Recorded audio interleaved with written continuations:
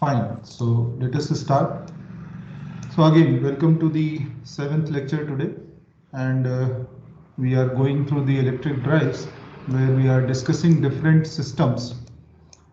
Now, in this particular thing, uh, yesterday in the last class we discussed about the induction motor.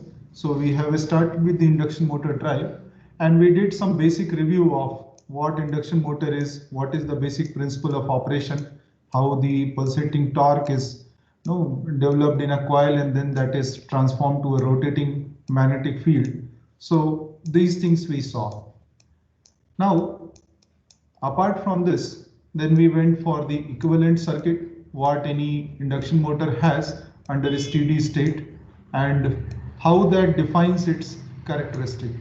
So this is what we saw, the air gap power and the component which is responsible for generating the mechanical torque. So the torque expression we have simplified in a very systematic manner, and which we can understand very easily what it is trying to say and what it correlates to. So we have seen that the point of maximum torque can be easily obtained from this, and which is basically the ratio of the resistance to the reactance, and for a typical motor it is 0.2. So and then we saw that the characteristics can be approximated for different ranges of S, and it depicts a straight line and a rectangular hyperbola in different sections. And these two combined give us the actual characteristic. So here we have seen the motoring mode, then the plugging operation and generating mode. All these are very clearly classified, very clearly demarcated. Then we have seen if we want to improve the starting torque, we can insert some external resistance, and what it does basically. So basically it is shifting the point of maximum torque because the alpha value is shifted. So we may get any desired starting torque within the range of the maximum torque. So this is what we have seen. And now today we are going to see few things related to starting of this motor. Now, before coming to what is V by F control and what we need to do in that, the first question is why do we need it? So let us say there is some induction motor which we want to start. So I will take this equivalent circuit, which is steady state per phase equivalent circuit, what we have seen in the previous class. Let us say this is our circuit, and this we are trying to start from the beginning. The motor is at standstill and we are trying to start this.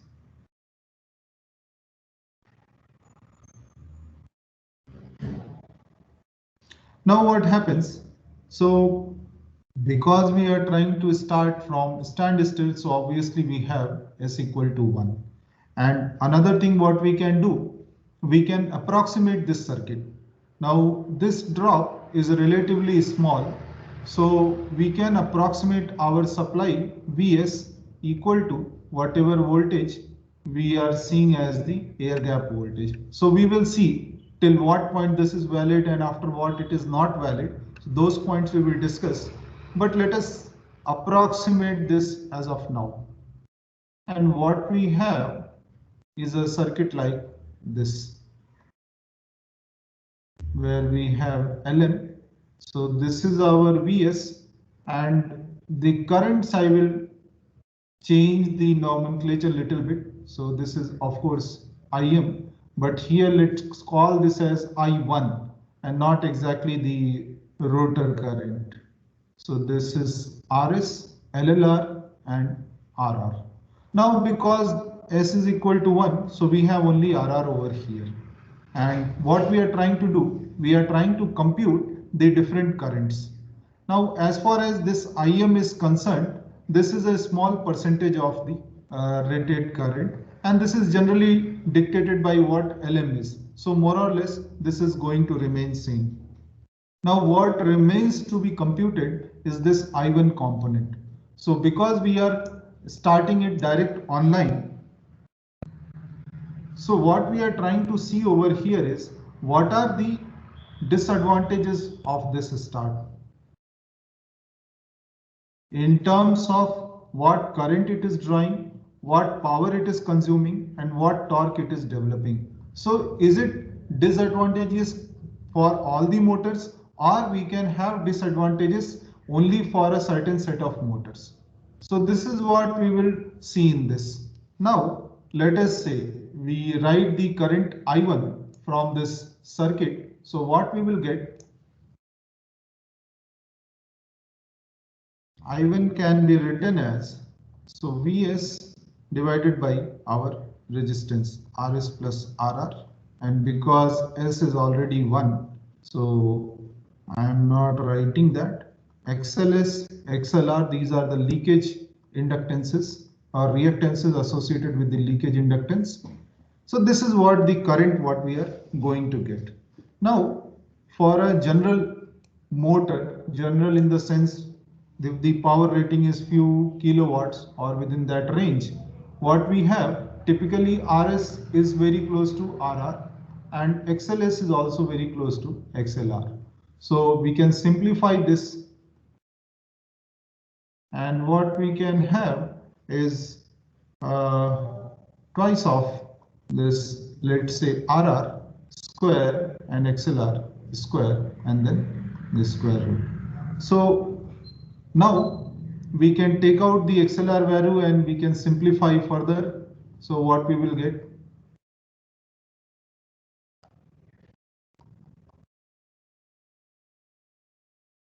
And we know this quantity is defined as alpha.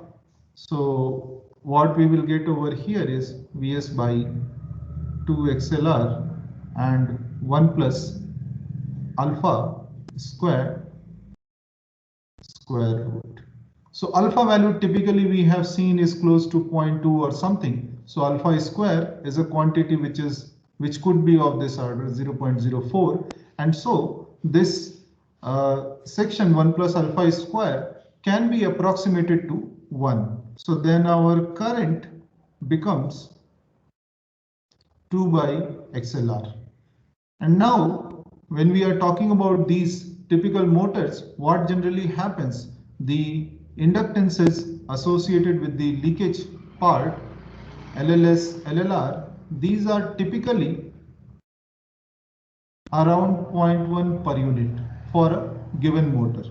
So which means the current what we are trying to compute over here, if we apply 1 per unit voltage, which means the rated voltage, we are going to have 1 by 0.2 or 5 per units of the current.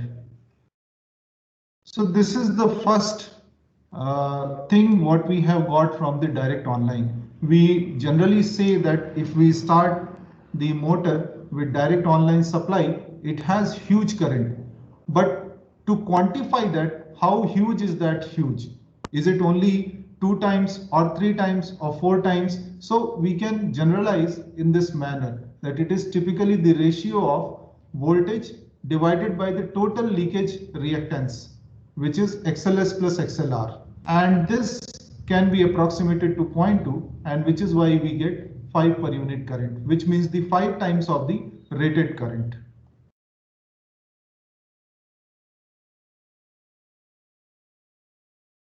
Now this is the first thing. So of course this current value is pretty high, and this may actually damage the conductors. Now before getting into that, what impact it will create, let us quickly calculate what is the power. Now if we are drawing this much of current, what is the per unit power? So what we will see that we can have, now because this I1 is the dominant term, so we can say our Is is very close to I1. So this is what we draw as the power, and we can divide this by our base kVA. So to have this feeling of per unit, because irrespective of any motor size, this is always true if we talk in terms of per unit. So this per unit power will turn out to be this V, we are applying 1 per unit, then this current we have 5 per unit, and this cos phi is actually what resistance we are having, Rs plus Rr divided by the total impedance.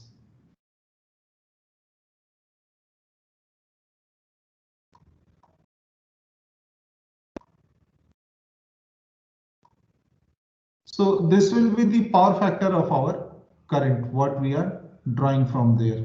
Now, if you compute this, what will come out over here is this value will come out to be close to the alpha value itself.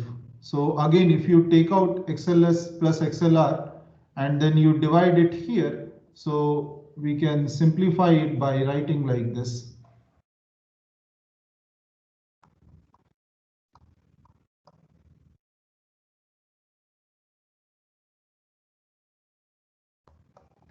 So this is what we get.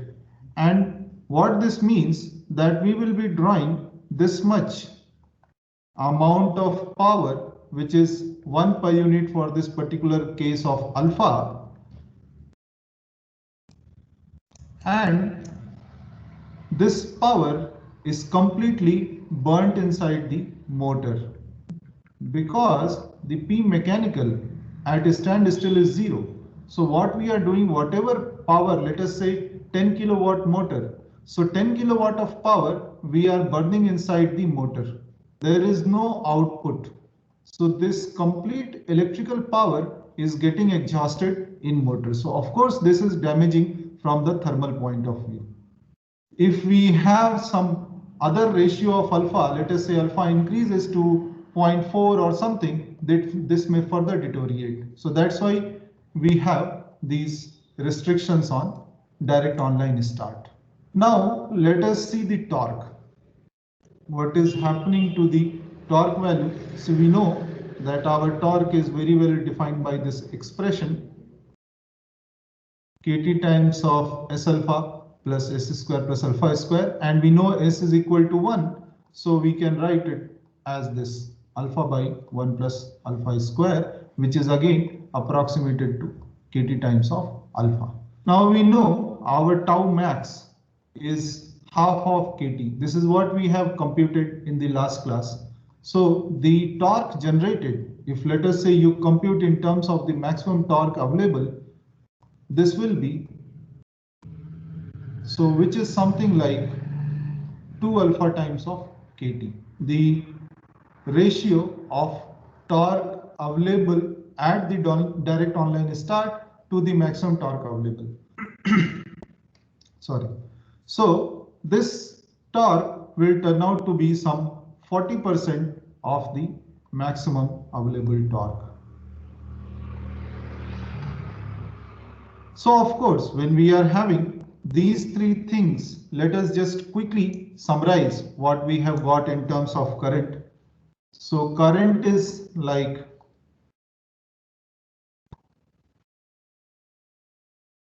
five per unit, and our power is 1 per unit, with mechanical power being 0. This we need to keep in mind. And then torque is 0.4 or 40% of the maximum available torque. Now what happens when these quantities are there? Let's say we have a small motor to start. So different motors will have different response time when you apply any torque. So that will depend on their inertia. So what will happen? Some of the motors which are having very low inertia, they may start quickly. Some motors which have some moderate inertia, they may take some more time. And bigger motors which have huge inertia, they may take further longer time, and this duration could be tens of seconds. So this is what may happen when we have direct online start with different types of motors. So if we specify P1, P2, P3 as the rated power, so we are having typically this order. So in fact, this is what the true picture is. So I'm assuming for bigger motor, of course, the inertia is more. So this is how it is, which means if we have a small motor, then that is spending a smaller amount of time in that zone where we have high slip, high current, and lower amount of torque available. So, which means this will have to bear this particular operation or operating point or operating conditions for a relatively smaller amount of time. So that's why small motors may be okay to start direct online. They may not have much damage on them. For moderate motors, what we see, the time is little longer. So, which means they will have to bear these conditions for little longer time. The time is increasing for that. So, which is where it may be damaging. So, if let us say we are starting several times in DOL mode to a moderate power level motor, it may eventually get damaged with time. And if we talk about the high power motors, which are like having very huge inertia, so something like few hundreds of kilowatt or of the order of a megawatt, then these motors will certainly get damaged because the starting torque itself is very low, which may not give any appreciable change in the speed, and particularly when there is low torque applied on the motor, then these conditions could be very damaging for the motor. The thermal limits for the winding, for the motor core, all these things may be violated. So, which is why we avoid these kind of starting procedure for any bigger motor or even the moderate motor if it is going through that starting cycle for many number of times. Then what we can do, what options we have. So the first option, which was like, which we have discussed in the last class also, is like inserting a rotor resistance. Now we need to understand, when we are trying to insert some external resistance in the system, what it is doing. So from the torque speed characteristic point of view, what we have seen in the last class. So if a general motor is having torque speed characteristic like this, if we insert any extra resistance, so this alpha value, let us say alpha 1 is typically 0.2. So if we further increase this alpha value by inserting more external resistance, let's say R1, so this ratio R1 plus RR by XLR, which is alpha, will increase. So then what will happen? Our point of maximum torque will shift towards the lower speeds or higher slips. So let us say now this is alpha 2. So which may come like this. We may have more resistance to bring it further down, and it could be like this alpha 3, or we may have the maximum value for the resistance. So beyond this it is useless. If you keep on increasing the resistance, it will not do any good for the motor or the starting. It will only burn some extra power in that resistance. So this should be the limit for how much external resistance we may put over there. So our alpha 4 is very close to 1.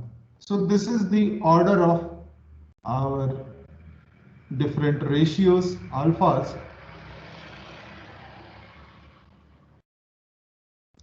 Now we will see, let us say if we have the value alpha 4 at the starting, what is happening to our current, power and torque, because this is the basis on what we will compare our different techniques, the starting techniques. So this is our basis to quantify how good a starting technique is. We will use these quantities. Now let us see again. Now we can take directly the approximate circuit because we have given the introduction for this.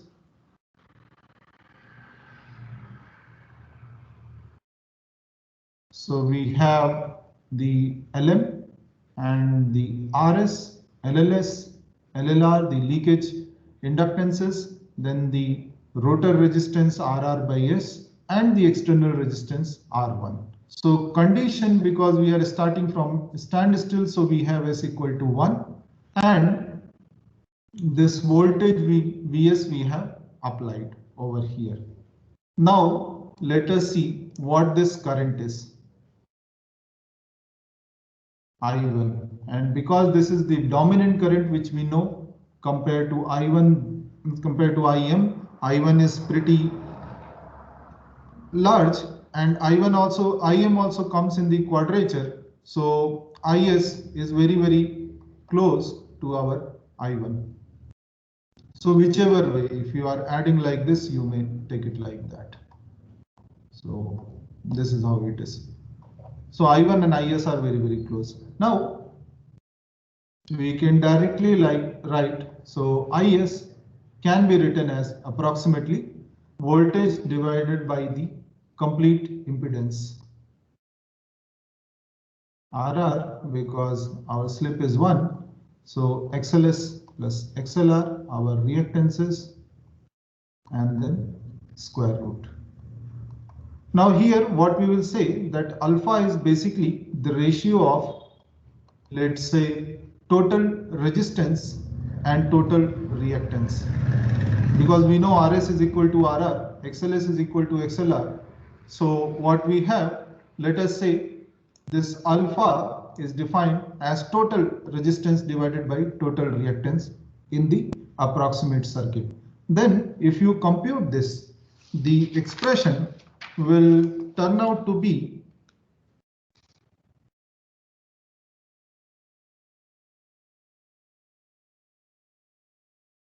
and here we will have 1 plus alpha square. You may simplify, you may write down few more steps and see what comes out and how you reach here. So for Vs equal to 1 per unit, which is the rated voltage when we are applying, so Is will come out to be 1 by, and now XLS plus XLR, we have seen this has value of 0.2, alpha is having value of 1, so this will turn out to be, sorry, this should be 0.2 per unit. So which will be 5 by root 2 per unit, which is approximately 3.5 per unit. So yes, we have reduced the current.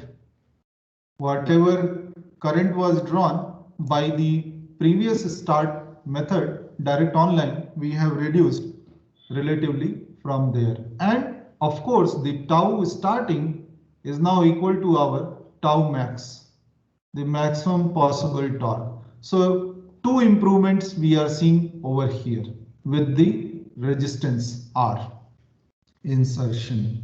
Now let us quickly see what is the power. So again we can write power as this quantity, and if I do the per unitization, this will become divided by the base kVA.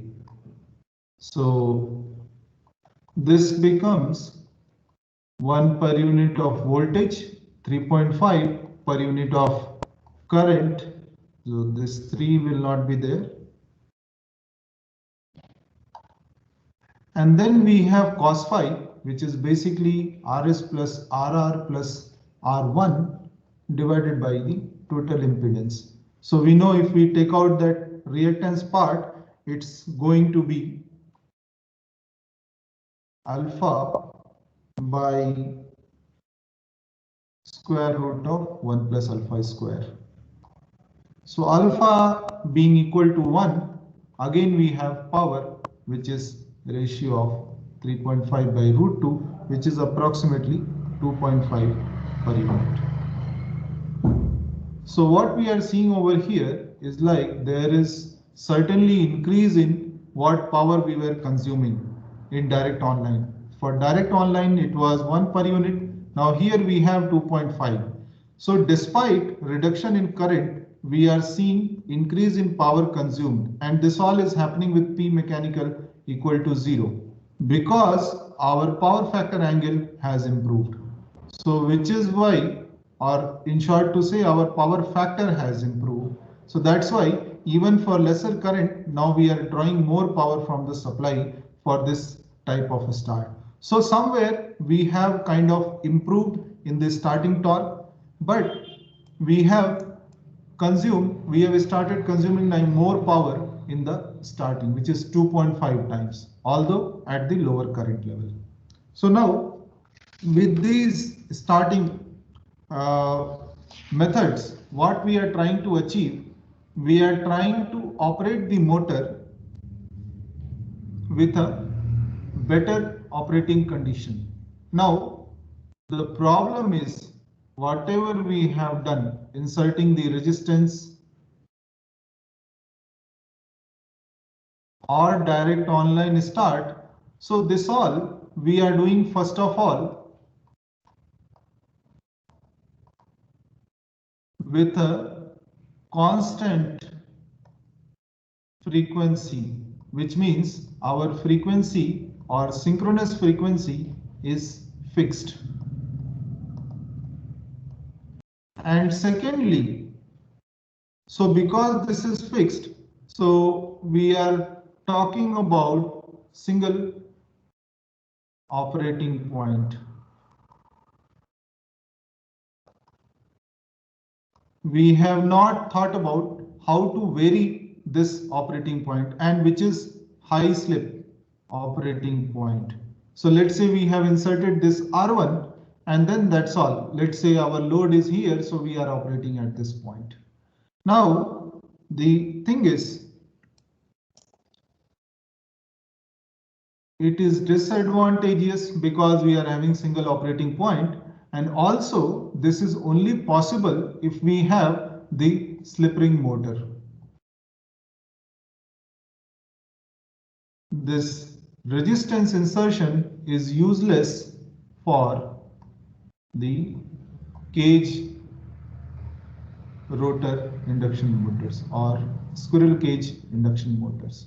So one big class of induction motor cannot use this kind of principle or cannot use this kind of starting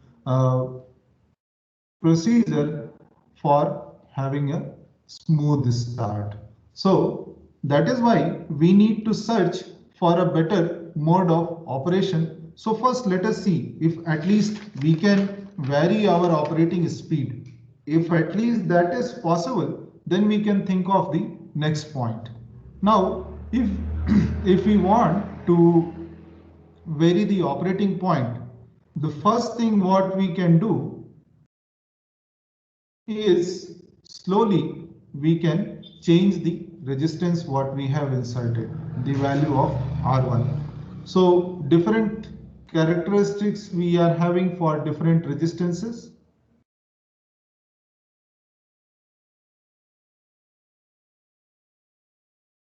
Like this. So let's say we have R1, R2, R3. So basically what we have R3 less than R2 less than R1. So what we can do sequentially, let's say at the beginning we have this starting with R1 and then we reduce it to R2 and then we reduce it to R3. So this is what we can do, and maybe finally we can cut off all the external resistances, then we may get the natural characteristic of the motor. Now let us say there is a load which is having this kind of characteristic, or you may assume even a constant load applied to the motor. So what will happen when we reduce this resistance? So initially when we start, this settling point will be somewhere here. So it will settle at point, let us say P1. Then you cut off the resistance R1 and reduce it to R2. So it will again now settle to the point P2.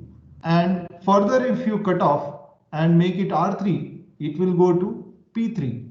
And once you remove all the external resistances, you will see an operating point of P4. So what we see that these different operating points can be realized if we have this feasibility or this flexibility of varying the load. So the load variation or the external resistance variation may give variable operating point.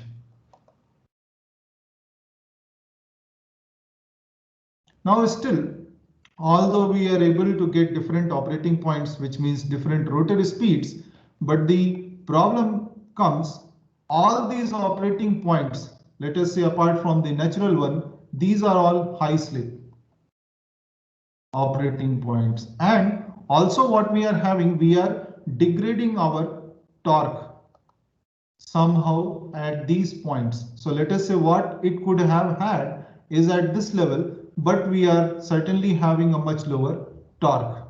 So some kind of degradation in the performance is there for the machine. Now, this is what is happening when we have external resistance and we are trying to vary the speed and trying to improve the starting torque. This is what we are getting. There is another way of doing this operation is by varying the input voltage. So this I leave as an exercise about how the current would be, how the torque would be, and how it compares with DOL and external resistance insertion. So when we have different voltages, let's say we have the rated voltage of the motor given as 400 volts line to line. So we can only apply anything lower than this. We cannot cross this boundary. This boundary cannot be crossed. So we can have only voltage lower than V rated applied to the motor. So that is the only flexibility we are having when we have this kind of method followed for starting and running the motor. Now what happens? Obviously, when we are reducing our voltage, we are reducing our tau max. This capability to generate that torque we are reducing. So let's say different levels we are only able to achieve. And alpha point may remain more or less same. Unless the approximate circuit changes, this will remain more or less same. Now with the rated, this will have a characteristic which will be something like this. Now as you reduce the voltage, it will only come lower than what was available. So these are all V1, V2, V3 and V4. So of course, this is what is the order of voltage applied. So what we do, if let us say we have a torque,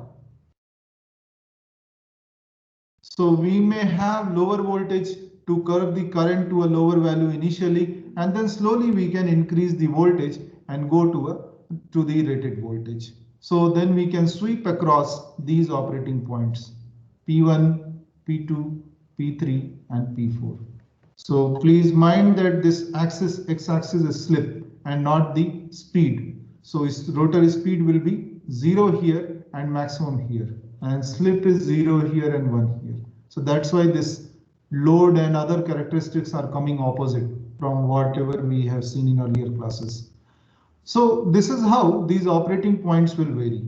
So again, although we are able to vary our operating speed, but these are all high slip operations except the rated one. And also there is degradation in the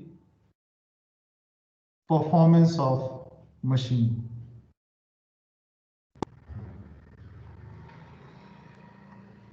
Which means if we have, let us say, this torque to operate, we perhaps cannot operate even with V3 or V4. So maybe only V1 and V2 are capable of operating this load torque. So this is what I mean by degradation. We are not able to utilize the full capability of the machine. So this is where we need to think about something different. If we want to have a smooth start and we want to have good performance for all other operating points, and particularly when we want to have different speeds of operation, so then we need to think of something different. Now the only other parameter which we can vary for a motor is the operating frequency, Fs. Now this Fs we can vary, that is true, but do we have the freedom to vary in any manner what we want? So then, because voltage we have seen that there is restriction, we cannot go beyond the rated. That is our maximum limit, so we are varying below that. Now what about frequency? What is the restriction on this? So we know that frequency is basically associated with your EMF, or you can say the flux. If you write in this manner, so V1 approximated to your applied voltage, this is, you can say, like the air gap voltage, and then this is the air gap flux, and this is how your frequency is related to these two parameters. These other things depend on the machine. So now what is happening, if let us say for the rated voltage we try to reduce the frequency, our flux will have tendency to go up, which means we will be operating at higher flux, which may saturate the cores. So core saturation is a very severe phenomena because it may remove the non-linearity. I mean, it may insert the non-linearity in the system, which means that you may expect the inductance Lm to be at certain value, but it may be much lower. So that's why the currents drawn may be non-linear, or it may actually be very high, and eventually it may damage the machine. So certainly overfluxing is something which we cannot afford to do. Now, can we reduce the flux? So we know that if we reduce the flux, our torque capability comes down. So which means if we want to have good performance for the motor, then we cannot afford to do this as well. So we want to maintain a certain value of torque, which is very, very close to the rated. Then what options we have? Now, if we reorganize this expression, what we have written, and we write in this manner that flux M is basically proportional to E by F, leaving apart the other constants. So which means if we want to have good performance for the machine, we have to maintain the flux at the rated value, so that we do not lose anything on the available torque. So which means we have to maintain this ratio E1 by Fs to the rated value. So you may call it E1 by Fs, or you may also write it like E1 by omega s. This should be maintained at rated value. And then if we are maintaining this value constant, then irrespective of the value of omega s, we can have the same flux, the rated flux. So if this is maintained constant, then our flux is maintained at rated irrespective of what value of omega s we are operating at, or what value of Fs we are operating at. So what does this mean? Let us see from our torque point of view. So the expression of torque, what we have seen is this. So basically, apart from the constant term, the other term defines the class of what to say, the so exactly the characteristic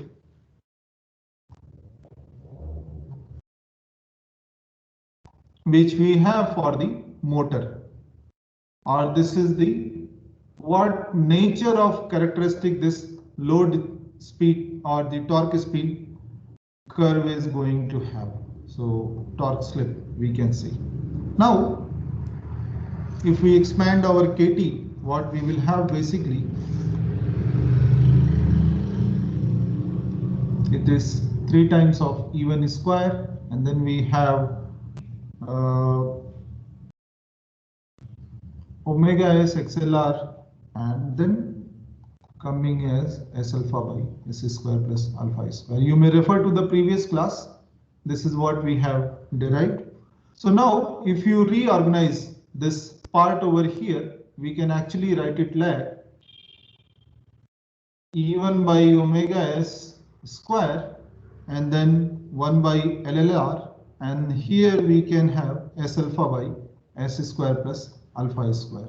So basically we have removed this omega from XLR and put it with the E1. Now we see this E1 by omega s, what we are getting over here. If we maintain this as a constant value, then this is only machine parameter and we have not disturbed our characteristic. The nature of the characteristic is intact to what is the natural characteristic. So we have not disturbed any alpha value or any other thing. We are maintaining this factor even by omega s constant, which means what? That our natural characteristic for the motor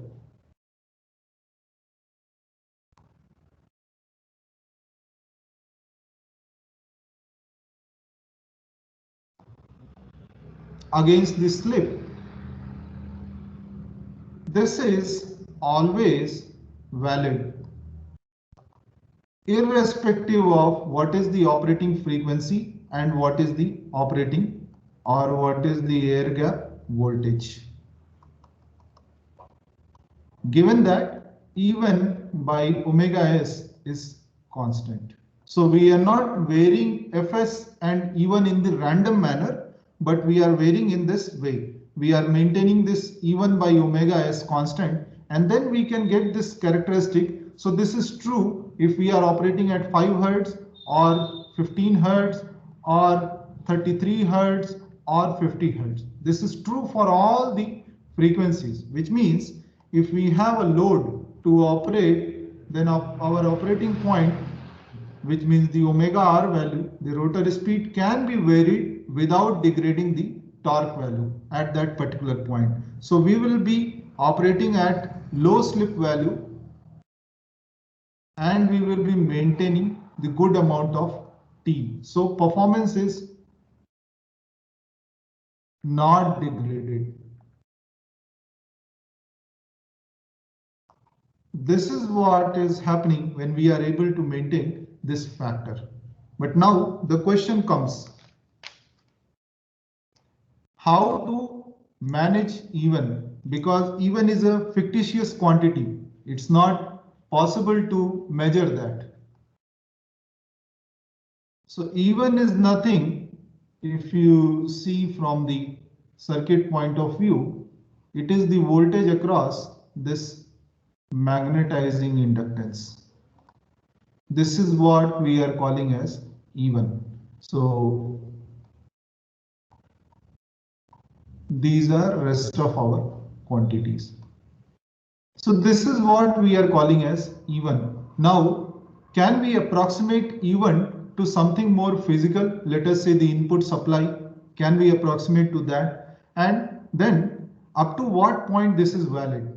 This is what we will take a look at.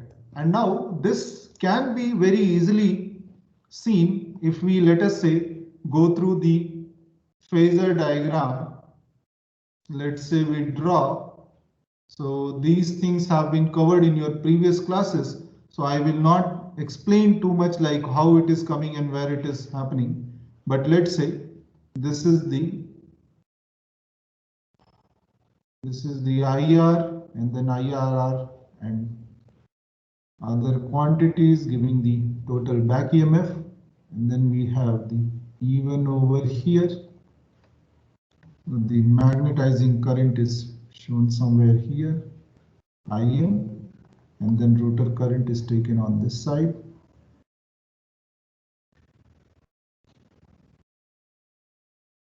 So this gives our total IS, and then with the RS drop and XLS drop, it will add up and give that VS supply. So what we can see that VS is very close to E1. So I have only exaggerated these other lines over here, but otherwise this is very, very close. So this is very, very close to even, given that our synchronous frequency or applied frequency is more than 0.1 per unit. So for this range, this is completely fine. Now what happens if we reduce below this? So let us see what will happen. If we are reducing very much below that, so our E1 will be a small section of that. Our IR, because R is a relatively fixed quantity, but XLS will basically reduce. So this difference we will start seeing more.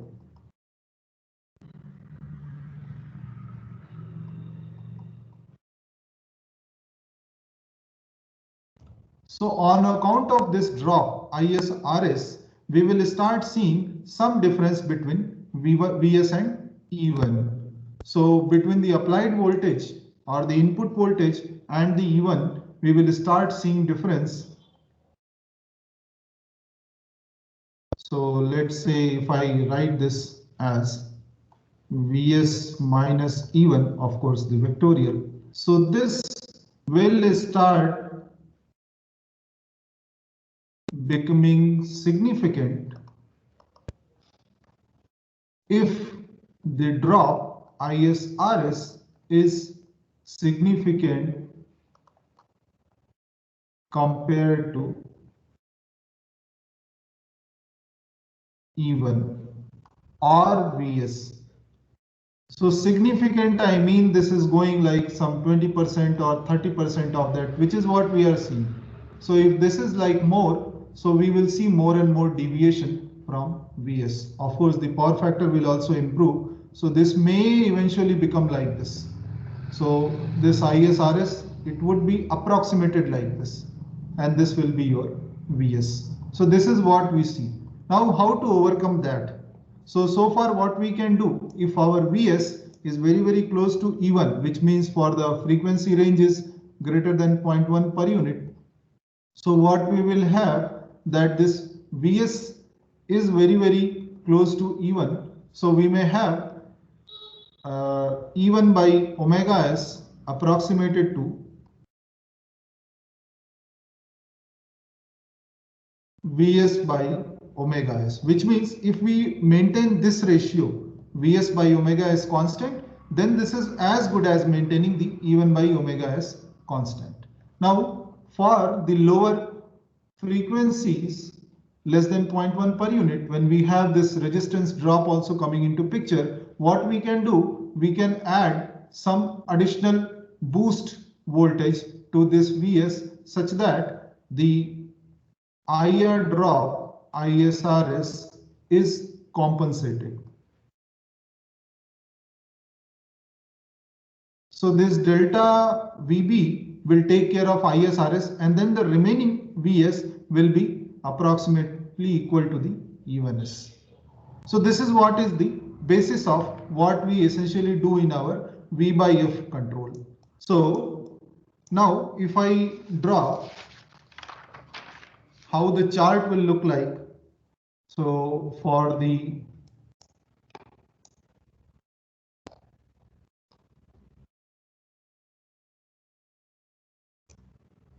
let us draw it little more properly for the record. So we will have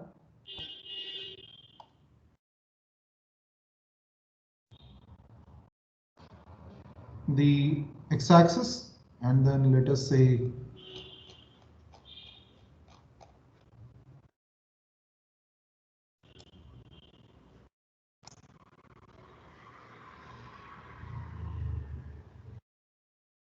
the y-axis, where x-axis is basically your frequency and the y-axis is basically your applied voltage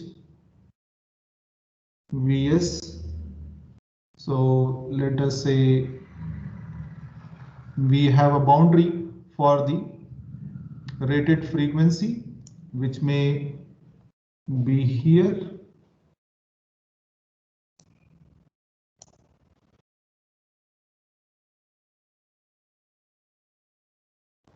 And for the rated voltage also, we will have some boundary. So that, let us say, comes over here.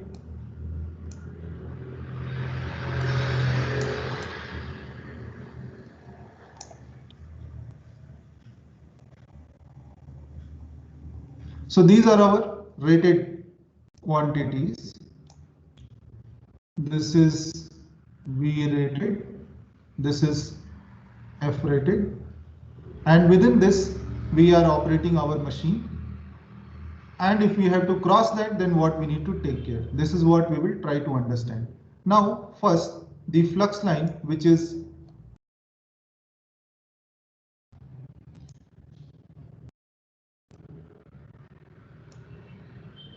pertains to the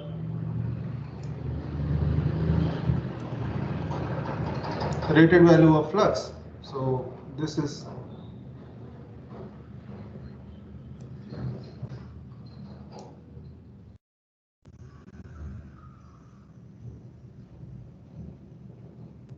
okay.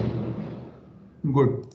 So now we are good to go. So this is the line which we say is kind of will give us the rated flux, which means if we maintain our V and F along this line, then we will get the rated flux. And of course, beyond this rated voltage, we cannot cross. So then this point we need to leave. This section we cannot further continue on this. So we have to stop increasing our voltage, and but the frequency we can increase. So it will flatten out over here. And in the middle, we will have this like this. Now, just before we touch that boundary where Vs is going very far from E1, so what we may do, this is like 0.1 per unit of frequency, so or typically 0.1 or 0.05 per unit. So what we do, we flatten again our this characteristic. So this is corresponding to the voltage boost given, which means we fix our voltage, let us say at 0.05 per unit, and we start our frequency from 0 or whatever minimum value, and we continue up to this frequency level 0.05, and then after that we continue with our V by F ratio maintain. And once we reach over here, the point where the V rated limit reached, then we again flatten out our characteristic and we continue with the higher frequency without increasing the voltage. Now what will happen? Because this zone we are having constant flux. So this is typically called rated torque or constant torque mode. Now here we have stopped increasing our voltage and we have started increasing our frequency, which means our flux, which is basically proportional to E and F. So this is going out, this is not increasing further. So then this flux will come down. So that's why this is called the flux weakening zone.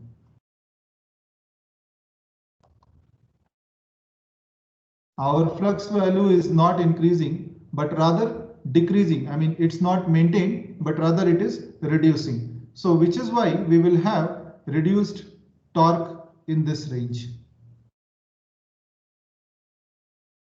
However, because we are having reduced torque and we are increasing our speed, so this for this section we will have constant power.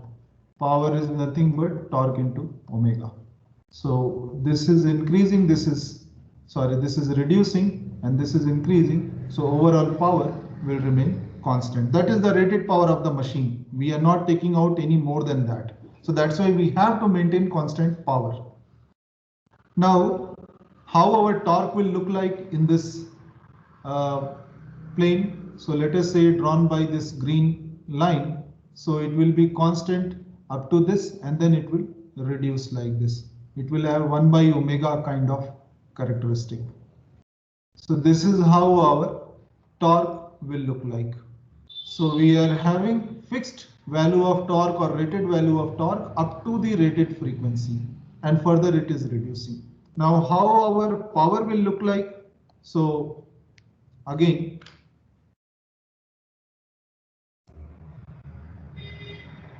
because we are starting from zero speed, so the power will gradually increase its product of torque into speed. So it will something look like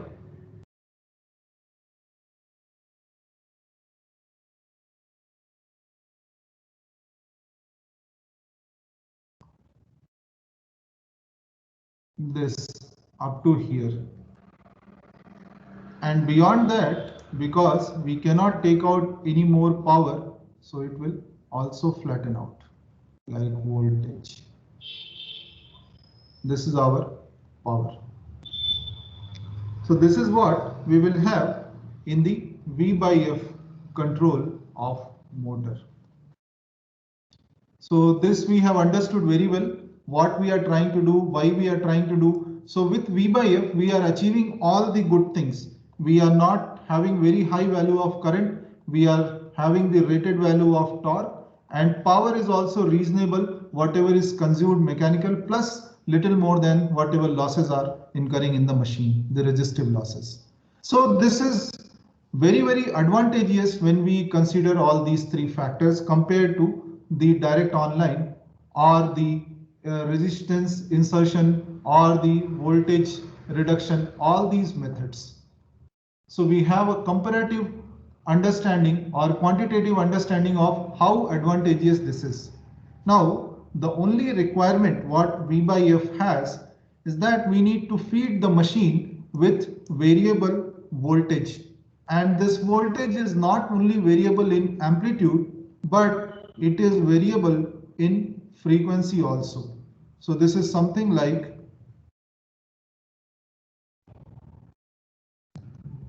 variable amplitude and variable frequency. This kind of source is needed, or voltage source is needed to run the machine with this kind of requirement, V by F. So how we can do, that's what is the topic of next class. So this is what we will try to understand, how this is achieved through a power converter. When this is connected to the motor and we have certain power supply given to the converter, then how this operation of variable voltage, variable frequency is achieved. And this is where all the pulse width modulation techniques and all other control techniques come into place. So with this, I stop today's class, and any doubts if you have, you may ask now.